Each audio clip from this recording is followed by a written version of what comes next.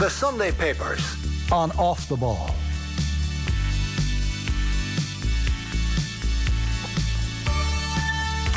Yeah, it is time for the Sunday paper review with Timmy McCarthy and Kieran Cunningham from the Irish Daily Star this morning, the last Sunday before Christmas, and unfortunately for about 2 years now, it's still going on. We're talking about the vaccines, we're talking about COVID, and we're talking about potential disruption in terms of football and in terms of other sports, particularly obviously in football in Britain, with games called off left, right and centre this weekend. We'll talk about Andy Friend's Connacht as well. They're in charge. They're in action obviously later on today. We'll talk about the club championships and Gaelic games, and we'll talk about what's in the papers. Some talk about Stephen Kenny as well, and what's going on in the FAI.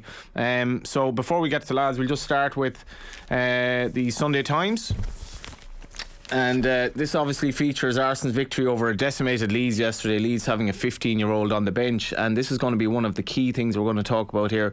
Refuse jab and face punishment, players told, and that's a constant theme sort of throughout the papers this morning. The Irish Mail: sideline the unvaxxed, jab skeptics could be segregated, and it does feel like there is a little bit of sort of anger now seeping into the discourse in terms of those that are not vaccinated, and in some of the papers as well there are comparisons between the vaccinated figures in England compared to some of the other big leagues on the continent. Sun Sport: no jab, no job. Flack over anti-vax players, and it's the same theme really throughout many of the papers. Gives a jab, which obviously you gotta like. That is in the People, and lonely this Christmas. The last two teams standing, Arsenal with their 4-1 win over Leeds. I thought it'd be worth putting this one in. We will talk about one of the articles in the Observer, but just at the back there's actually an ad here: get boosted now from the NHS. So we thought we'd put that in as well, because they're definitely up in the ante in Britain. Sunday Mirror: cancel Xmas, football's coronavirus crisis, fans furious at Villa over late call off, and that was a game obviously that was called off 2 hours before kick-off yesterday. And we have the Irish Independent here as well. Klopp will refuse to sign unvaccinated players. Only those jabbed will be considered by Liverpool boss. So I guess the vaccine and the unvaccinated players and all that is the best place to start. Kieran Cunningham, how are you? I'm not too bad, Johnny. Not too bad. Dreading COVID talk, to be honest, so I would hope to keep it fairly brief, because I think if I was listening to somebody else coming on the review and this was one of the main subjects, I think I'd switch off fairly quickly, because I think there's a huge amount of fatigue around it, but it doesn't mean it's not important and significant. But I just think people want to get on with it now. They just want to get on with their lives as best they can. Get into the details of it wearies them. I think one of them, there's a lot across the papers, like the Mail have gone very strong, and basically players should be told to vaccinate now. They've done about 6 or 7 pages, a kind of a campaign. And Klopp is very good on this in breaking down, what's involved if you have an unvaccinated player. Like, basically they have to eat separately, they have their separate dressing room. There's a lot of hassle. That's why he's saying he wouldn't sign an unvaccinated player. And he's been very vocal from the start that he wanted everybody vaccinated. And Tommy Conlon's piece, I think, is interesting in the Sunday Independent, because he goes into the effect this could have on the season. Because what I actually think Klopp, in a way as well, is very, very keen for no postponements because of the Liverpool situation, because they're going to lose players to AFCON next month. So if they have a few matches refixed for January, it could effectively put them out of the title race. Like if they have go in against Tottenham without Salah, Mane, Keita, along with whatever other players might be available at the time. So I can see there's different strands to it. Like, I'd be curious about Timmy, because there isn't that much sport on in Ireland at the moment, but basketball is on, and basketball's a nighttime sport. So that's one that's going to be very much affected by the restrictions. So I'd be curious on Timmy's take around that. Yeah, Timmy, I suppose we're a little bit behind Britain, I think, in terms of the onset of the virus. The League of Ireland campaign has ended, and obviously a lot of the games are outdoors, and so far, even in some of the more high-profile Gaelic games, we've done okay. But how has it been like in the basketball front? Well, to date, it's been okay. Obviously, Omicron the virus is going to be a problem. I think there's no doubts in that. So Today, the games have gone on. People have worn masks that have elected wore masks and stuff, and it's gone fine. The National League has carried on up to now. Ballincollig are undefeated in the Super League, so they've won yesterday. So it's gone fine in that sense. But there's no doubt that this new strain is going to pose challenges. And when you look at what Kieran was on about the papers and the UK situation, which seems to be. I was talking with a client of mine in London the other day, and he said basically it's out of control. He said COVID is out of control in London. He says no matter where you go now, Tim, in London, he says you're in real danger if you get COVID. So it's a big challenge for all sporting organisations. For basketball, it's a challenge because it's indoor, obviously, so it has more implications in a basketball sense. But there's no doubts that all of this, is a long time we're dealing with COVID. But being unvaccinated is definitely a problem. There's no doubts in that. Obviously, if you're vaccinated, you can still pick up the virus. But it looks like that's, that the unvaccinated situation is becoming a bigger focus in the UK, particularly in the football and in the Premiership. I thought Oliver Hold's paper, piece was fascinating in the Mail and Sun. I just thought to myself, the statistics were around the world interesting, that 98% of the Italians in their league are vaccinated and 92% in Spain and in Germany. So I thought that was very interesting, where it's 60% in the UK. I also thought he made the point about rumours, that people believe that Christian Eriksen, suffered a heart issue because of being vaccinated. And I just thought he laid it out very clearly that at the end of the day, his headline is, forget the cranks and the fools. It's time for vaccine-denied players to wake up and realise they owe it to the game, the fans, and the vulnerable to get the jab. The big thing about the COVID situation in the Premiership for me is, if you're a journalist, you have to have a COVID pass to get in. If you're walking in the ground, you have to have a COVID pass to get in. Mm. And yet, if you're a player, a professional, you don't. So I just think there's a bit of inconsistency. And obviously, the Germans have a legal basis where they can actually, and they've done that in Bayern Munich in order to stop people's wages if they get sick because of being unvaccinated.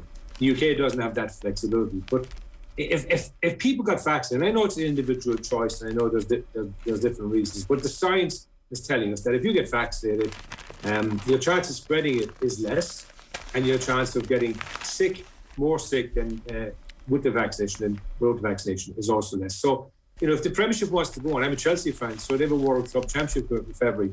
They're going through an awful period at the moment, and they have six players now with COVID, so they don't want any logjams. Klopp, as Kieran said, doesn't want a logjam because of the African nations. So, but the reality is the Premiership right now is in danger of being a substandard product if you have teams going out with reserve players and underage players because of COVID. So the risk is that this will become worse before it gets better.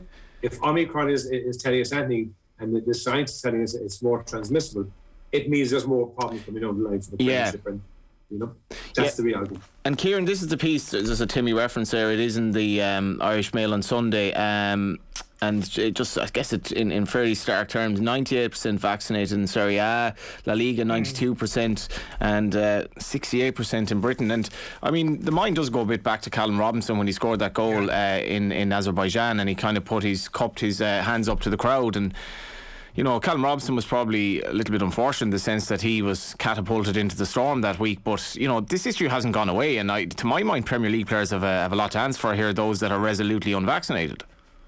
I do. I think they have a moral responsibility, especially when you look at their... I know people don't like often when you bring up salaries, but these guys are paid so well. And it's been very, very difficult time for supporters. And, you look yesterday, the game was called off with 2 hours to go, and supporters would already have spent a lot of money for tickets or getting to that game, or going for lunch before that game, or whatever, their travel, etc. And where supporters often take it for granted. I think players have a responsibility to them. And for family reasons, I've spent a lot of this year in Donegal, and often go out walking. And I was walking around an old graveyard near where we live, and it really struck me, just looking at the gravestones, how many people in that graveyard died young. Yeah. And what was the reason? Spanish flu, TB, and smallpox. They were mass killers, right? And largely they were eradicated because of vaccination. But there's all these cranks now, as Oliver Holt says, pushing this about footballers supposedly collapsing because they've taken vaccine, even though it's complete nonsense. It's been disproved by everybody. But they're more inclined to believe a tweet from Nicki Minaj saying that your testicles explode if you take the vaccine, rather than actual scientists. And that's an issue. You can feel as well, Timmy, a little bit of anger kind of seeping in now that, I guess the clubs have gotten away with this over the last, the variant wasn't quite as bad as it is now and is going to be over the last month or two. But, I mean, it's a bit of a shit show in England at the moment, to be fair. Absolutely. And I think you see more anger, from supporters. I think, what happened yesterday, the Aston Villa situation 2 hours before the game, is an example of what could happen going forward. And I also, just develop Kieran's point a bit, these are highly paid professionals. And if you're unvaccinated in that environment and you create an environment where other people get COVID because you've been unvaccinated, that's a real issue. And I just think that, look, COVID isn't gone away and it won't go away for a long time, okay? The only defence we have against it is a vaccination and boosters. That's the only defence we have. We can criticise everything we want, but that is really the only defence we have against COVID.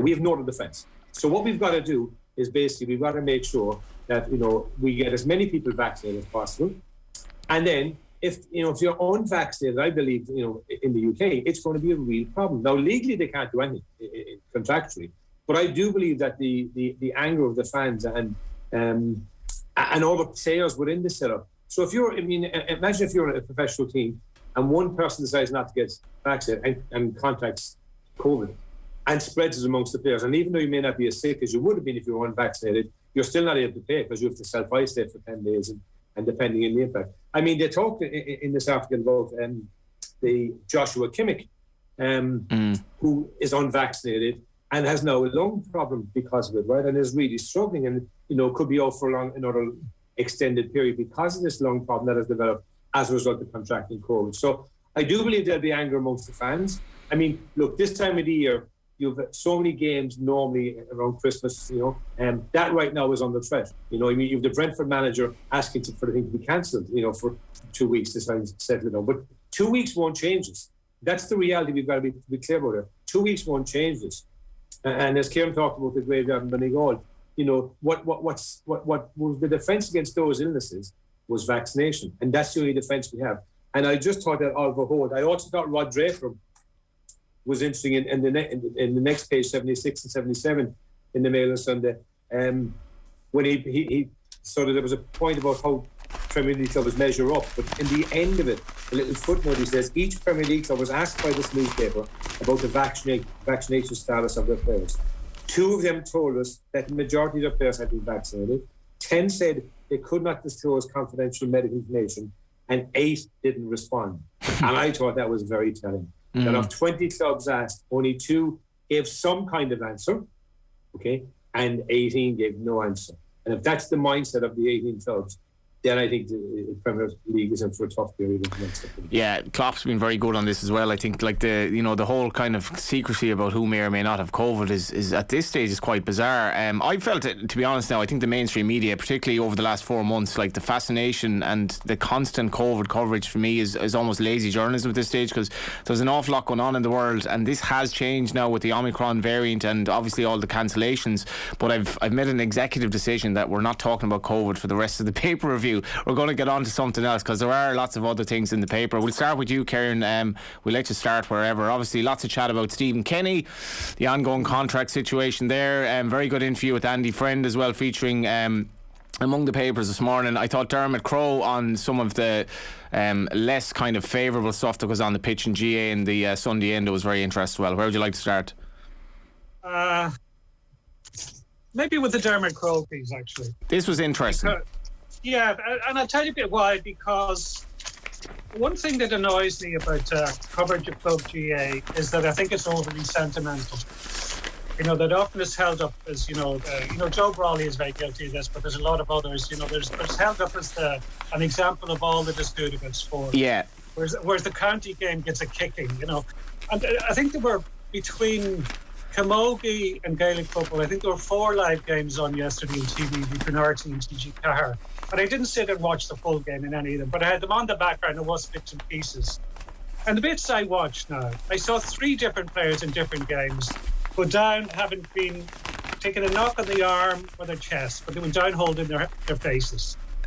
And this is something. This is Dermot the Coles headline gets here, into. yeah. Sorry to interrupt, Kieran. Purveyors of dark arts risk shaming their communities, and we will give flattering, favourable coverage and sentimental coverage to the club game as well. But this is a point that is obviously Dermot was making, that there's a lot of stuff going on that is the dark arts, and you could see some yesterday as well. Yeah, like he goes into basically simulation, which is getting at or diving. But and this happens in virtually every game you watch, at any level now. And partly it's incredibly cynical because it's playing on the fear around head injuries. Because head injuries and the danger of concussion have got so much publicity that if you go down holding your head or your face, the referee straight away, they've heard so much about this. They're under pressure to make a decision, to show a card or, give a free or whatever. And oftentimes it's not contact on the head at all. And also, Dermot gets into sledging, how, sledging has just become such a part of the GA club level as well as the county game. And I think it's important to highlight the stuff around club, because I know some of the stories around clubs this year about the money that's been taken by some really mediocre coaches and the way they've messed clubs around. The great white elephant of the Gaelic Games. Yeah, and club, it's actually, I think it's a far bigger problem at club level than county level. And I get really sick now the way the club game is held up. There are awful games at club level as well as at county level. There is the terrible cynicism at club level as well as county level. It's no exemplar. It's human beings, and human beings are flawed. And there's a flawed at club level as at any other level. It's a worthwhile piece, Big Dermot. Yeah, he says here, Timmy, already we have had to deal with the plague of moronic sledging, and I couldn't. This is one thing I hate more in sport, and Gaelic Games particularly bad, is sledging. I think it's just so abhorrent. Simulation is part of that same dark web of deceit. In a recent hurling championship match in the capital, one county player had his marker spend his time virtually nose to nose, shouting abuse in his face, while the ball was of little relevance to him. And unfortunately, this is County Irish club, Timmy. This is reality. Yeah, and I believe the difference that is happening now in GA is that, and one time GA said in a high moral ground and said, it's only soccer players do that, particularly foreign soccer players. That has now been quashed, because not just at club level, but at inter-county level, this is going on. He made one point, just above that point you just called out. Thankfully, there appears to be a general abhorrence of this kind of practice in the GA.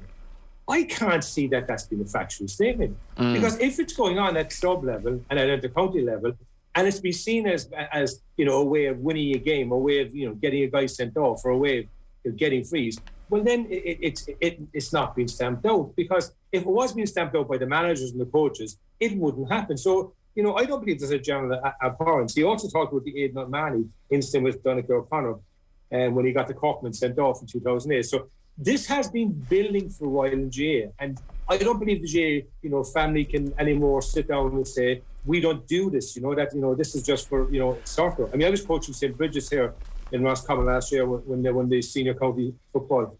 And there was times I'd say to the players all the time, okay, don't get sucked in, okay? Don't be reacting to what these guys are doing, because that's what they want. And Kieran's point about watching the games yesterday, again, I was watching some of them yesterday, and guys getting, belts in the chest and holding their face, it's just becoming more common. And the sad thing is, there's no need for it, okay? Because we have this fantastic, game hurling and football. And, and when the best clubs play and the best counties play, it's exceptional to watch it in that sense. I thought the Shell Millaire's game yesterday with Nace was fantastic for TV viewing. The standard disimproving at the end when players got caught on extra time. But I just thought it was great tension and great football. But the sad thing is that there is dark arts now common practice in GA as it is in soccer and other sports. Yeah. And that's the sad thing that we've come to realise. And we have to accept it, and then we have to deal with it and get rid of it. And Kieran, I guess the main premise of the article is the fact that two McGraths were sent off in Lockmore Castellini, Ballygunner, and there was a lot of ambiguity about the rights and the wrongs of both sending offs. Yeah, that's it. Yeah, he goes into that, he's careful. But basically, he says, the point Dermot makes is each player must answer to his or her own conscience, but management teams can't wash their hands either. players are accountable for their own actions, but in Ballingunner there are to be misgivings about what happened. In the GA, however, the default position is to defend your own and find some way of excusing it. The other thing, point there, Johnny, is that it's often planned, this kind of play. Yeah. You know, like premeditated. Premeditated. Like you go back to, you know, the Donegal, Jim McGuinness period, and when Kevin Cassidy's book, or you know, his contribution to Declan Bogue's book, This Is Our Year, one of the things that ruffled a lot of feathers in the Donegal camp was him saying at the team meeting, you know, a senior player showed them clips of American football sledging and cynical play, and saying we have to get like this. You know, this is the way we have to go. So teams actually go out to be more cynical. You know, it's been part of the GA for quite a while now, but you know, people don't like it being highlighted. Sledging needs to be called out, though, doesn't it? By individual players. Like, I've heard absolute horror stories about, like, you know, basically lads who've lost brothers, will say, for argument's sake, to suicide, and this being brought up in the Gaelic pitch. I would have no problem whatsoever in bringing that out straight to the media and saying, this is why what I had to deal with, and that's why I actually walked off the pitch on that occasion. Yeah. It's going back to the original point. From what I've heard, sledging is often far worse at club level than county level. And maybe that's because there's more intimate knowledge that people know. They know their opponents and their family and their backgrounds a lot better than they might at county level. But I've heard some you know, as you say, some absolutely atrocious stories at club level, and stuff that has ended up having huge bad feeling between clubs that has lingered for a long, long time. You know, people have crossed the lines, but you know, how do you stop that? Like, you have to have a willingness from the top. As Dermot says, management teams have come into play there. You have a strong manager and says to a player, you're not playing on my team if you do stuff like that. But what managers are strong enough to do that? We're going to stay with Gaelic games because this is a lot happier of a story and an article, and it's Klopp Balacola's great story in Leinster, obviously in the final, in the Leinster Club final today, and this is an article with Dennis Walsh in the Sunday Times, and if I just flick the page over here as well, it features one of the local kind of heroes of the parish, and he is called Mohammed Ishaq. He runs the only shop in Balacola. He left Pakistan for Ireland 4.5 years ago and landed in Laois 12 months later. Fewer than 200 people live in the village, but there are a couple of hundred more in the hinterland, and those numbers add up to a viable business. How can you capture goodwill in the number? Ishaq is a barber too, and Stephen Picky Maher is a regular in his chair, and it talks about how Ishaq then gets into hurling, and you know, the idea of a guy ending up in rural Laois in Pakistan, coming from Pakistan, Timmy, and being part of this story, I think is lovely. I think it's a brilliant story, and I think that Dennis Walsh captured, you know, the good things about the GA family and the GA environment in his story. From Mohammed, you know, as you say, running the only shop, but also I love the part about bloodlines, and you know that Picky's mom does the catering, his cousin is the fullback, his brother's the selector, and their sister's the chairman of the club. So this actually highlights the great things that we have in GA in Ireland. You know that. You know, small clubs can dream big. Obviously, they have a big challenge ahead of them today in that sense. But, you know, I mean, they've won their first 2 games in Leinster in a long time. I just thought the way he set it out, basically just sort of encapsulates the good things that are there in GA. And, you know, like, will Clough Ballycala, you know, get through it? It's hard to see it against Ballyhale. But irrespective of the result today, you know, their journey is about the community. It's about families. It also shows, you know, Kieran's point earlier about the sledging, the intimacy on the positive side is highlighted in this article about, you know, it is brothers, sisters, cousins, you know, shopkeepers, barbers, you know.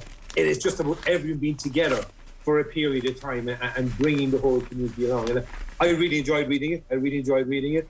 I thought it was interesting, the point about the sister Una, who's chairman of the club. And her dad had performed the role many years ago. But few clubs have elected a woman to the position of chairman, and she's only 28 or 29. So, you know, she said it was daunting, okay? But she's in it now, and she's really excited about it. I just thought to myself, you know, yeah, this is what was great about GA. The local club, you know, families, friends, and neighbours just coming together and enjoying the journey. And the journey at the moment is taking them to the Leinster final, and we wish them well today for that. So. Yeah, and I don't know, the amount of immigrants from Pakistan that I meet in Dublin in my various walks of life, and to a man and woman, how incredibly friendly and humble they are. And I'm sure it's the benefit of that small parish that's in this Leinster final today, that they have somebody from that part of the world in with the only shop, and the only shop in the parish. A lot of these places don't have many shops going, and that will be a hub of activity, I'm sure, over the next week as well. We're going to stay with the Sunday Times, Kieran, as well. Just you mentioned David Walsh's article about a dramatic conclusion to the Formula 1 last weekend. This obviously took place in Abu Dhabi. We might go from there to talk about some of the Middle Eastern interests in football today, the Gulf Derby, as it's being called, between Man City and Newcastle. But David Walsh, this was an unbelievable end to the campaign. Yeah. Now I have to say, full disclosure, I didn't watch it because... Neither did I. No, I was watching the European Cross Country Championships in athletics because basically I'm far more interested in athletics than Formula 1. I know a couple of the athletes, I know a couple of the coaches, and it was on Irish soil, so I was curious about the whole event and what it would be like.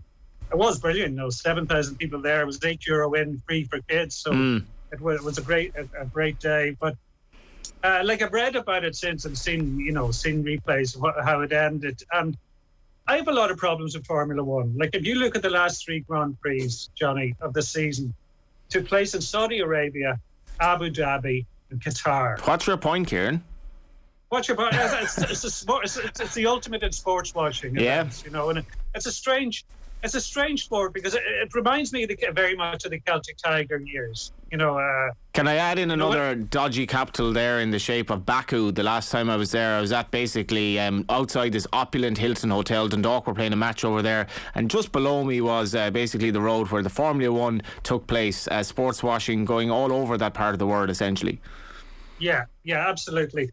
But, just going, there was a time when Formula 1 was massive here. Like, when I started out in the Star, 2 of our columnists were Eddie Jordan and Eddie Irvine. And, the idea now that you would be given, and they used to get 2 pages each of their columns, but the idea now you'll be given that much space to a Formula 1 columnist in Ireland is unthinkable. But they were very much at the forefront of the sport at the time. And I think, there was money washing around Ireland. There was a Celtic Tiger sport. And I remember... I never got it. And I remember people saying to me, you have to go to a Grand Prix to get it. And eventually a junket came along. And I was offered a free trip. And if you Junkets don't happen in journalism anymore. No, they don't. And especially this kind. I'll tell you about this one. And they say if you're offered, if you go to a Grand Prix, the one you should go to is Monaco. Because, it's not a track. It's through the streets. It's more dramatic, etc. So this was around 20 years ago, or, either late 90s or early 90s. And it was one of the most boring sport events I was ever at. But I was just unlucky. But the cars started off in the grid, and nothing changed till they finished in the same order. Timmy's smiling there. I think he wanted to go. Yeah, there wasn't one overtake. But I'll tell you why he wanted to go. So, but it was a fascinating experience because you got a kind of a look at the super wealthy in this really strange world they live in, because there was all these yachts, moored in the marina, and they had parties on board for the Grand Prix. So I had a pair of binoculars, and I was just looking. I spent most of the time looking at the parties and the yachts and wondering about these people. But the other thing, it was some sponsor that took a few journalists over to Monaco, to Monte Carlo, and all the sponsors have motorhomes. Like each of the teams would have a motorhome and a reception beforehand. So we were all out the night before, and there was a load of Irish hacks, pretty dishevelled and wearing not exactly designer gear, I would say. And who walks into the motorhome? Kate Moss and Naomi Campbell. Nothing dishevelled about that pair. No, and that's just such a different world, and it's still got that kind of cachet. Like I do, I said this flippantly before, but I actually think there's a greater truth in it.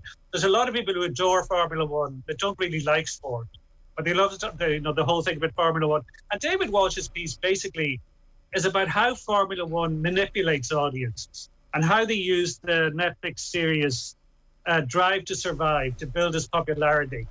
And even though it's a dishonest documentary, like he goes into the way it's edited. Like there's things, there's dialogue from one scene that are transposed into another scene to make it more dramatic. And things are shown out as sequence, etc. And that's very interesting because, of the claims that basically the ending of this season was manipulated too.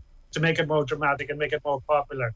And that's something that would make you question the sport. It would make me question it anyway. Timmy, you weren't in Monaco with Kate and Naomi.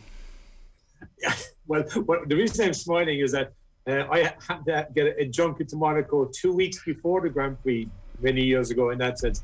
And we actually got to drive the street in a car. So in a souped-up car, we actually got to drive the track. And that was a brilliant experience because you kind of had the impression that you were a Formula One driver for a period of time. But I never got to a social event where Kate Moss and the family got in. So obviously that was for high affluent people from the Star and their cohort and that sort. But what was interesting, I didn't watch the Formula One race, but I saw the last lap. I just flicked that movie, and there was the safety car was going on. I said, this is interesting. And then there was the big discussion about will they let cars lap. So for the last 3.4 miles was what I probably saw, which is the lap. I really enjoyed it, just from the point of view, and the fact that Hamilton got beaten, Verstappen won, probably made it more enjoyable in the context of the event. But look, it's for the super wealthy. It's like the yacht around the world yacht races. This is for the super wealthy in that sense, right? And I've never seen a Formula One event live, but I think you can dip in and out. I think David Walsh's point, though, was a bigger point, though, about that, sometimes when you see stuff, not just on Netflix, as he called out Netflix, about, Drive to Survive, don't always believe everything that you see, because it is edited. They are putting clips into different situations. He talked about Lewis Hamilton saying it's a little scary, it makes you feel vulnerable. But he was actually talking about catching COVID, not about an accident that had taken place. So I think his point was that sometimes, the big thing here is Formula One doesn't care about the fact that Netflix didn't give an authentic documentary. They gave, a cinematic documentary, which was lost off. But it is. Sorry for cutting across you very quickly, though, Tim. It is quite interesting from a journalistic point of view, because if you took quotes out of context to that extent in the newspaper, you would be in big trouble. Or you'd be the leader of the UK at the moment. For however long that will be, but anyway. No, but you're right. The point is that it was accepted. There was no issue from Formula One, which is what David was. Yeah, because I think that's what David got into in the end. It's sports entertainment as much as sport. There's a very interesting part on that about Rory McIlroy was asked about this on the No Laying Up podcast, and he was asked if golf was an entertainment sport, a participation sport. And the presenter, Chris Solomon, said, are you not in a huge hurry to turn golf into F1? And McIlroy said, oh my gosh, no, not after last week. Netflix is about to make a documentary with the PGA Tour, and that'll be a wonderful thing and great for the profile of some of the players. However, what happened on Sunday in F1 is that the narrative was more important than the result. That can never happen in golf. The story can never be more important than the actual result. And I think there did seem to be an attempt to create a story. Which is it's fascinating as well, because the documentary opened up so many people to the sport, and I guess the possibilities of what Netflix documentaries can do. But if we just stay with the Middle East, and then we might go back to the Sunday Times. I'm not sure if either of you, I sent this on, lads, you may not have had a chance to read it, but Jonathan Wilson, he's a really, really good journalist in The Observer, and he's just talking about the Gulf Derby today, effectively, City meet Newcastle. It's worth asking, what is the price of a supporter's soul? And the article itself concludes with, welcome to modern football. It stinks, but we need it. And he says, but so far we have retreated into self-absorbed tribalism that fans welcome their distant overlords despite their hideous human rights record because they promise high-class football. The price for fan soul, ? The appointment of Eddie Howe and a whiff of James Tarkowski. The only way for an outsider club to bridge the gap is by the invention of a sugar daddy, and so they are welcomed as implausible anti-capitalist disruptors even if they have bone saws in their pockets. So unpalatable is the present crop of owners that the hedge fund guys have come to seem like the good guys. It's enough to make you yearn for the cynical hauliers and scrap metal dealers of old. And I don't know, Timmy, this is something that often I certainly think about anyway, and as much as Galway United actually were linked with the Saudi takeover in the past, I just can't really see how, if you're a Man City fan or a Newcastle fan, that really what is happening there would mean as much to you as when you were fans, say, 15, 20 years ago. It means nothing. I mean, the Newcastle fans, I was actually away recently and I met a couple of Newcastle fans, a couple, really nice couple, very genuine people, thrilled to be getting more money. just absolutely thrilled to be getting more money. Is there any morality at all, though, then? Like, do you know? No, they had no morality. I mean, they were probably very moral people, but in this conversation, they just said, that they want money and they want to buy the best players and they want to win titles. And if you look at Man City and Man United and, all the clubs that have now investors, overseas investors, and we sometimes pigeonhole investors because obviously the two clubs that Jonathan Wilson talked about, City and Newcastle, have Middle Eastern owners, right? But there's American owners, there's Russian owners, there's a raft of different owners. Fans want their teams to win, and the sad thing in the Premiership is money dictates an awful lot of how people can win. That's the big thing. One thing I really like about basketball in the NBA, they have a draft system. I think it's a brilliant system, and they have a salary cap, so they control the situation. Now, obviously, the owners want to make money and all that, but basically, the draft works is that every year the team who finish with the worst record get the best pick of the players from the other times. That's the way it works. Because they want the league to have some bit of equality in that thing. And then they have a salary cap as well. Man City fans and Newcastle fans, we get that game today. City obviously are the best team in the country at the moment. So they'll be there, with the benefits of the spoils that they've accumulated over the last number of years. And Newcastle fans will be at the game saying, this will be us in the future because we have this money. Morality is not a part of it. Yeah. Irrelevant. Yeah, it's funny because I was talking about the various taxi drivers you meet in Dublin, and so many I meet from Pakistan and from India, and I met an Albanian taxi driver the other day, Kieran, and I was talking about the three Albanian sons of Albanians that were playing for the Ireland under-17 team last year, Kevin Zeffi notably, but he got into a conversation with me. He said, I've just given up on football, it's far too much money, I'm fed up with it, like I've no interest anymore. Like, where is the Premier League going with this? Because like you have, as you say, Manchester United are run by the Glazers effectively to make money and to kill off the debts and so forth. Man City are run as a sports washing basically operation from the Middle East. Newcastle, don't get me started. Like, where are we going with this, where the local fans really become less and less relevant? Yeah. And it goes far beyond the Premier League, obviously. Like, what happens a year's time? It will be 1 year from yesterday to what? Do you know? What happens a year ago? Just a year's time minus 1 day is the World Cup final in Qatar. Oh, yeah, sorry, yeah. In a year to come, I can't wait for it. Yeah. 8 stadia in a country of like 2 million people, built with people dying to build them, basically. Yeah. But isn't it incredible? Like, we're all like, winding down, getting ready for Christmas. And this time next year, we'll be digesting what had happened to the World Cup final the day before.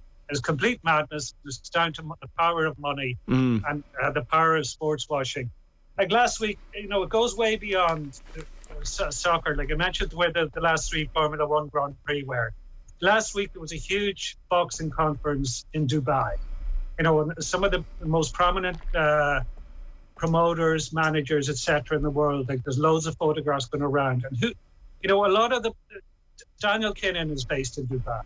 A lot of those people who were there have said publicly that they've dealt with Daniel Kiernan in the past, and we know all about Daniel Kiernan and who he is and what he is, but they don't care because of money, and that's a big problem with sport. Like. It now looks like to many people, Liverpool are good guys because they don't spend that much money in terms of a net spend. But like the uber capitalist owners, American owners who have no interest in the game, we're just there to make money. But just when now people are in a position where they're actually going, well, at least they don't have bone saws in their back pocket. And this is nuts, It is.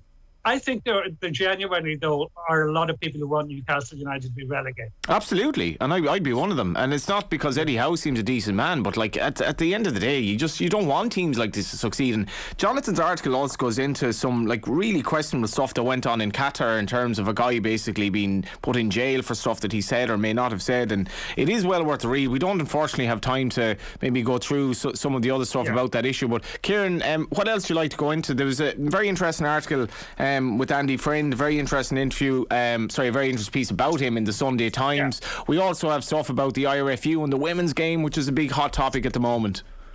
Yeah, well, I'll go to Andy Friend first, because it's referenced in here, but there was a great Gary Doyle interview in the 42 with him recently. And the guy I didn't know anything about, and just a very interesting way of operating and a very interesting background. And likes his Irish whiskey. He does, yeah. And he's like he's lived in 25 different homes all over the world. Like he very much, this. Like a lot of people from the Southern Hemisphere, he's got a kind of wanderlust and just, when his contract is up, talking about just going off in a caravan or, motorhome around Europe with his wife, he'd go off again. But that's the worry for Connacht as well, because as much as he likes Galway, which is obviously a great place to live and a place he obviously likes, there is that idea that his wanderlust will take him somewhere. Yeah, and I know some people might think, this is a bit schmaltzy or just PR, but Peter mentions here he will engage with club supporters on the pitch after games and on social media. He remembers people's names. Before last weekend's name, when a ball knocked a fan's beer from his grasp on the terraces, Brendan listed a steward to deliver some restorative vouchers, presumably vouchers for a couple more beers. This may sound like a publicity stunt, yet he never gives the impression that it's all about him. And it just comes across as a decency to him. And, like he's had to deal, like any middle-aged person, he's had to deal with difficult things in his life. Like his wife had serious injury after a life-threatening brain injury after falling from a bike. His wife Kerry, and a year earlier he'd witnessed a horrific tragedy in Durban when one of his players was knocked down in the early hours. He never recovered. But he don't. I guess it's said that he's able to contextualise sport in a sense that he's come through this and he knows like that sport isn't the be all and end all, but he's a lovely, lovely manner with his players. Yeah, and you go back to Pat Lam, like Connacht have been lucky and some of the coaches have landed in. They've been really good people. Like I remember Pat Lam, like people might have thought it was a schmaltzy thing, but he'd always try and use some Irish words in interviews on TG Carr and the rugby coverage. And I think it's just decency. Like, they just come across as good human beings. And, Colin Sheridan is mentioned there, who writes for the Irish Examiner. That's right. And his bikes, I think he's a neighbour of Andy Friend. And his bikes were assembled by him last Christmas Eve. He's very handy with his hands. He bought bikes for his kids. And Andy Friend helped them together. So it's worth a read. He's a nice guy. Lovely article, Timmy. Well, first of all, you get a sense of who he is, which comes across in the article. The thing I really liked about it was just from a coaching point of view. The thing I picked up was he was recommended by John Kingston, who's an old coach in Norwegian. But he said, in my opinion, coaching is 80% man manager and 20% knowledge, which is an interesting sort of definitive statement to make. Would you agree with that? That was one thing that struck me about the article. Would you agree with that? Because that obviously contextualises a lot of where coaches might be going wrong. Well, I'm not sure I agree with the 80-20, but I agree that the majority of coaching is about man management. But you have to have the technical skills to coach. You have to have the technical ability to get your players to do what you believe is the right thing for the program. So whether it is 80-20 or 75-25, I do believe, Johnny, that it's a critical thing in that sense. And it's about, the line I really love, it's about aspiring to bring the best out of people, to bring people together. And that's what great coaches do, or managers, whatever title they have in different sports. They have the ability to set a vision, an expectation for the team and for the program, and get people to buy in. But I've always said, in any team I coach, Johnny, a team is made up of individuals. So the individual must perform to the best of their individual ability if you want the team to perform to the best of its ability. And sometimes we lose that. We say, that the team is more important. The team is absolutely the ultimate situation that we're all striving for the team to be successful. But we can only be successful if we get the best out of each individual. And reading this article, you could see from the outside that Friend has that ability to get the best out of the people he's playing with. How long will he stay there? It's hard to know. But I think the thing he says is that, he lives in the present, so he doesn't look too far ahead. So let's enjoy him while he's in the present. But I do believe his point about getting the best out of people is something all coaches and managers should be conscious of. Get them to be their best, and then the team will be a lot better if every individual performs to their best. And if we stay with rugby, Kieran, the issue of the women's game in Ireland and the IRFU is unsurprisingly, apart from a couple of articles, Shane McGrath in the Mail and Eamon Sweeney as well in the Sunday Independent. Now, I'm not the biggest rugby fan in the world, and I've gone to kind of a couple of women rugby games throughout my lifetime, I guess. But Irish rugby is obviously, you get the feeling that, from my perspective, I'd imagine for parents, like if I were a parent, I wouldn't want my any of my children playing rugby, full stop, right? And if he or she, if it were a girl, I'd probably be even less inclined again. So I'm suspecting, now I haven't been reading much about this, I'm suspecting that it's not that easy to get young girls to play rugby when there are a myriad of other sports, yada yada. But just from reading today's couple of articles, Eamon Sweeney in particular, it seems to me that the IRFU just don't really seem to care that much about it. What do you make of it? Yeah, well, there's a lot of there's a huge amount of coverage of this across the board, and it comes from 62 current and former Ireland players sent a letter to the Minister for Sport expressing their lack of confidence in the IRFU management of women's rugby. And if you can imagine, that was 62 current and former male Ireland rugby players or Ireland soccer players, the waves as we call. So within that, not bubble, but within that milieu, it's huge. It's obviously huge. And I think Eamon Sweeney, gets to the nub near the end of the piece. And, just to declare an interest, the RT Sports Awards were last night. Rachel Blackmore got Sports Person of the Year. And I was one of the judges for those awards. And 6 of the 8 on the sports list were women. And you will see that in all the reviews of the years. Yeah, that this was very much the year of women in Irish sport. There's never been a year like it in terms of female success. But Eamon Sweeney makes a very valid point here. He said rugby's played no part in that extraordinary year for women, he means. Its players have been on the outside looking in. Just as there'll be next year when the World Cup takes place to the accompaniment of more publicity than ever before.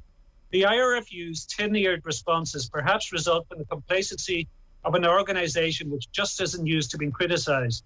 That so many players will protest in such a public fashion is a major story, yet the response fell well short of what was required. And I thought that was a good point because, you compare it to the FAI, has always taken a kicking. The GA regularly takes a kicking, but the IRFU is mostly praised. And when there is a bit of criticism, they reacted really badly and with a very tenured statement. But he makes a good point just at the very end as well, Eamon, that both Irish Sport Ireland and the Federation of Irish Sport made no response to the rugby letter. Sport Ireland have a responsibility, as he says, because they've given 18 million of extra state funding to the IRFU.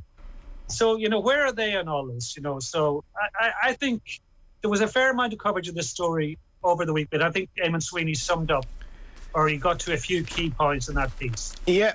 We have sort of 10 or 15 minutes left, so I'll leave it over to you, Timmy, what you want to get into next. There is an interesting article, Paul Rowan, in the front of the Sunday Times, where he's talks about growing tension over the FAI basically spending of the COVID cash split, and the money itself was 19 million, 12 million going to the FAI, 5 million to the League of Ireland, the amateur game getting 2 million.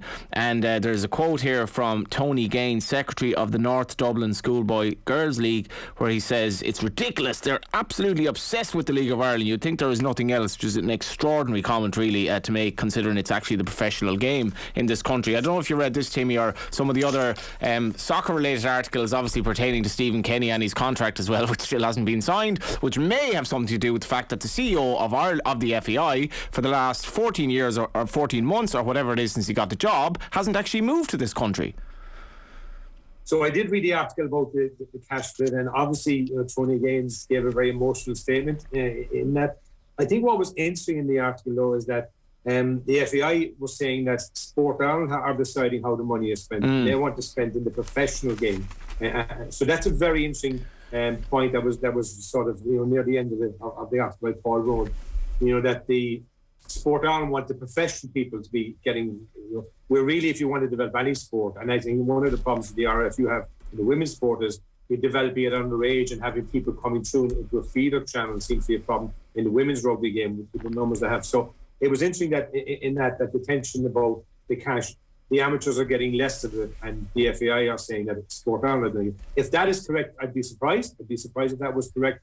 But it definitely is an issue that, when you get 19 million quid, you'd expect the amateur game, which is the most dominant part of the game, to get more than 2 million, which is whatever, a small number of it. But it then goes on to the Stephen Kenny piece. The last paragraph is about the Stephen Kenny. They've had initial talks. I wasn't aware that Jonathan Hill was still living, even though I did read in one of the articles that from England the other day. He was asked the question. So, well, do you not find that extraordinary, Timmy? Like he's in the job over a year, yet he hasn't moved to Ireland. And I understand, like, this is presumably making the contractual things a bit more difficult because, like, he lives in a different country to the manager. So I would say, in my experience professionally, you know, if you take on a new role in a new situation, like I moved from Cork to Athlone to set up a company for the post office. You know, it's part of your expectation that you're the chief executive. You move to the location where it is. Maybe COVID has exaggerated that, Johnny, in the sense that maybe he's you know, had the comfort of not moving while COVID was on. But it's unusual that he's not in Dublin if he's planning to stay a long time in the job. And that's another question, I suppose. But you would expect the chief executive to be domiciled in the country or the county of where his employment is. The Stephen Kenny one, it seems, Philip Quinn talks about it in the Mail on Sunday. It's a situation, he says, is a lot messier than it needs to be. Until they decide what they're going to do with Stephen Kenny, this is going to rumble on in that sense. And, you know, they've got to make a decision. Do they want Stephen Kenny or do they not want Stephen Well, Kenny? I'd say, to be honest, Timmy, I'd say it seems like it's straightforward enough that he will be there until the end of the Euros. And I imagine it's more like the nuts and bolts of maybe how much money he's on and other little matters like that. But it must be complicated by the fact that the CEO does not live in this country. Well, I would say the fact he's not living in the country wouldn't complicate the negotiations because it can be done over video conferencing, whatever. But I think the big issue that it looks to be like little one-liners in the article on the Sunday Times at the very end. They want to streamline his large backroom staff. Seems to be a telling issue. And he made a point as well in the Irish Mail on Sunday. You know, we've got to resolve this issue with the staff. So maybe it's not Kenny's contract himself. Maybe it's the fact that, you know, he's a large backroom staff in the context and they want to stream that. But the reality is, you either back him or you don't back him. There's no in between. You can't say we want you to be the manager, but we don't want you to have your backroom staff. You know, we want you to trim that down. You either back the manager or you don't back him. And right now, that's where I see the split is and the tension is that, you know, they're still not fully convinced about Stephen Kenny, to my observation. And what they've got to decide, if we're going to back him, and I would back him at this point, I might back him. I give the guy what he wants, and then let him get on with the job and hopefully, you know, get us to the championships in a couple of years' time. But then backroom staff could be their way out. Because ultimately, then Kenny has a choice. If they don't give Kenny the backroom staff he wants, well, he has a choice to make. So, you know, there could be a bit of gamesmanship going on between both sides. What else you got, Kieran? What else have I got? Let me see. Just on that, Johnny, I think ultimately that's about money. I would say it probably is.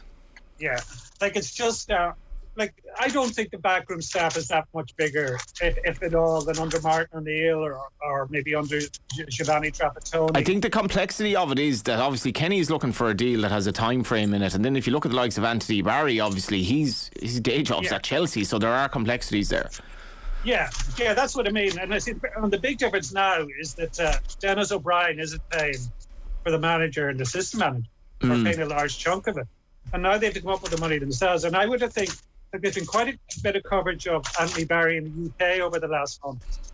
And his star is rising all the time. And if Chelsea win the Premier League, which they could well do, it will rise even more. So holding on to him won't be easy, and it might come down to money. So I think, you know, from all that's come out, they want Kenny to stay. But I think they're looking to make cuts elsewhere. That's my guess now. Yeah, and go ahead, sorry, Kieran. Sorry, you wanted just where I was going to go to Tyke Leader in the Mail on Sunday, an interview with Mark Gallagher. And he's somebody I wouldn't be familiar with, but he's a former rugby player, you know, came through the ranks at Connacht, but now he's trying to make it as a kicker in American football. Like it just, you know, it took it up at the sport for the first time at 28. And this, I was a bit surprised at this because it must be something in the water in Galway, because 2 weeks ago, I interviewed a guy called Shane McInerney. I don't know if you know him from Ballinasloe, Johnny, but he would have played underage for Ireland with John Egan. He would have been in Merview with Darrell Horgan. Wow. But he went to, he one of the hurling McInerneys, you know, a cousin of Gerard McInerney, nephew of Jerry McInerney from the 80s. But he ended up playing professionally in the US, Sweden and Australia. But I think it was during the first lockdown or the second lockdown, he moved back home And for something to do, he got a couple of American footballs. He started practicing it. He got YouTube videos, etc. And he found he was good at it. And he got in touch with a coach, a kicking coach. And the coach told him, sell yourself on Twitter, put up a few videos of yourself kicking on Twitter, but scouts look at that. And from that, he got a college scholarship. And he took 42 kicks in the season that's just ended, and he nailed 40 of them. That is incredible. He kicked the ball for the first time at 29, and he's provisionally put down as one of the draft picks for 2023. And this is a guy picking up the sport at 29, and he told me that this first game, he said a guy had been kicking for 10 years, and he said to him, you tell me when I have to go on to kick. I don't know the rules. And he didn't know the kicker. He didn't know the kickers also would take the kickoffs. But Ty Gleeder is a similar story in that he's a former rugby player. He's now making waves as a kicker, and he took it up at 28. And he makes the point, that this is a huge opportunity for people in Irish sport. There's a couple that have gone over from Gaelic football before. There he is, very Irish looking as well, if I may say so. He is very Irish, yeah. And there've been approaches made to, there was approaches made to Ronan O'Gara in the past, to Maurice Fitzgerald. But it's such a specialised position. For some reason, it's not a skill that comes easy to a lot of young American kids. But it comes very naturally to Irish athletes. And it is a very pressurised position because, as Tig says, if a kicker misses a field goal in the last quarter, where do they go? It's how the game will be remembered. I've talked to some of the kickers in the NFL, and they say it's like being a sniper. You've one shot, you have to get it right. 90% mental, 10% physical. It's about staying in the moment and being ready, even though you may be sitting down for 2 full quarters, which is a very interesting role in professional sport. Yeah, I think we all remember Laces Out in Ace Ventura and the pressure on the kicker. Before we go, we've only a couple of minutes left. What are you looking forward to over the Christmas? Me, Johnny? Yeah. I hope sport keeps going. Because and with crowds, because it's funny. I saw just some clips of goals from last season in some program during the week, and you forget how bad sport was. Oh, I was so fed up with it by the end. Yeah, you actually thought it was awful. You just may do with it, but it makes such a difference. So I hope that somehow they find a way to keep going with fans. That'll be my hope. Same as. What about you, Timmy? Yeah, I would echo Kieran's sentiments. I really hope sports keeps going. I hope the Santa comes and brings everything that we all want for Christmas in that sense. For me, I have a few simple sporting requests. Chelsea win the Premiership, the World Cup Championship, the FA Cup, the Champions League, and the League Cup. Other than that, somebody else can win everything else. But at least you're not greedy, Timmy. Yeah. Yes, it is. Well, if you set your standard high, you might sneak one of them. I actually, when I pick one of them right now, would you believe, Kieran? Johnny, I picked the World Cup Championship. Yeah, it's the only trophy that Chelsea haven't won. They lost it the last time on the Benitez when he played David Luiz midfield. So it's the one I'd like. If they win one, I'd like to win that in that sense. But look, I really want sport to keep going. I really want people to be safe. I would encourage people, to make sure that do whatever it needs to be safe, and that just as I said, wish everyone a happy Christmas and look forward to chatting again in sport and other things. Yeah. And whatever about the Glazers and these questionable Arab states, at least you can't say anything about Chelsea's ownership. It's proper, it's good, and we all love Roma. Johnny, completely. Lads, thanks a million for coming on. Good to see you, Johnny. Thanks, Johnny. Thanks, Tim. Happy Christmas to the two lads, and happy Christmas to you as well. That was the Sunday paper review, and we shall be back after Christmas. The Sunday papers on Off the Ball.